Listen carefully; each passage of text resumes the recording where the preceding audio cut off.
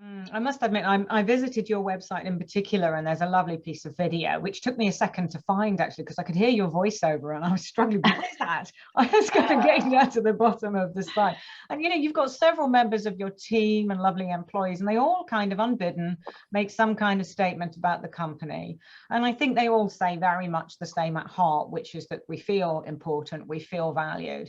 And I would guess we'll get on to that, which is, core values of your team. And I'm sure that other people will be able to relate to that, making a good, strong sense of your values, but also your team is likely to be successful. But the thing, if I may, I'm interested in, many people start a partnership, often they're much the same age or they are within a family. But to be honest, they often end up regretting it because it throws the relationship into too much of a spotlight, brings people under pressure, and creates a lot of stress rather than advantages. So you said rather beautifully you wanted to be closer to your mother. So presumably running the business together wasn't super fraught and super stressful.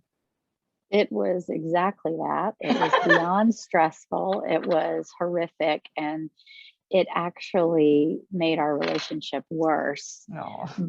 But I don't regret it. I think that everything happens for a reason. And I would never have started the business if I didn't have her as my partner in the beginning, because I had fear that that was not my expertise. I knew that I could sell it. I knew that I could market it. I knew that I could grow the business, but she had the biscuit that inspired me to want to start the business. Number one.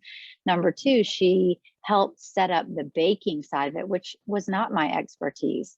And so it wasn't until after she left the partnership that I became a master biscuit maker of Callie's Biscuits. And us taking time apart, going through that hard thing, brought up a lot of stuff that was fractured in our relationship. But in the end, it's what's made our relationship strong now. So I don't regret any of it. I think that had it not happened, we still would be in a place that wasn't a real relationship anyway. So I'm very grateful for her recipe, for her inspiration, and for us going into business together, because my life would not be the same had I not done that. Thank you. I think really briefly, this is often at heart the reason why people end up struggling with the dynamic that they've got. A lot gets unsaid, but if you can have that, whatever that courageous conversation needs to be, it actually does come up with something of merit in the end, even if it's just the honesty of, do you know what? When we first started this, we had X in mind. It's now turning into this instead. This is pretty painful for both of us. We need to get this back on track, Or as I come across as a psychologist when I'm supporting people, you sometimes find, it's often a father actually, they're hanging around for too long. You really like them out because you've got good ideas and a great dynamic, or a value system or something that you think, I want to be able to take this business forward, but actually, do you know what? You keep interfering and you're getting in my way. So I think, from your point of view, I'm very pleased that you've still managed to, come back to where your relationship is. So in terms of the team, what I picked up, as I mentioned on the site, was this lovely kind of rapport. Did you work hard at that from the very beginning as you grew, or did you just find that comes quite naturally to you?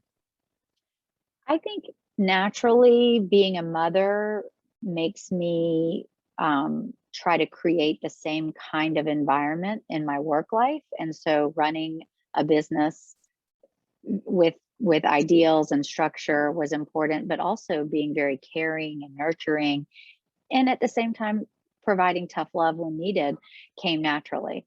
What As the company grew and we had more people, I was having a thoughtful conversation with a business peer, and she said, your employees provide you a service. It is our duty to give the service back to them. And I really dug deep with that statement. And I thought, that is so true, because I have the ideas, but I'm not the implementer. I rely on 70 plus people to do right. I mean, I can come up with all the ideas all day long, but at some point I have to have people there to execute and really nail it and hit it out of the park. And so I am very grateful. And I want to make sure that whether you're with me for the time of the company for your whole career, you're here for a few months, a few years, or even a few weeks. I want to make sure that you get a service out of this job, because you're providing me with a service and it's very valuable and it's way bigger than money. So I try really hard to create. I realize that the culture is more about what people are interested in. Yes, everybody needs to get paid and they want to get paid well, but people come to work and they spend a lot of time here. They want to enjoy the people they're around. They want to enjoy their company. They want to believe in it.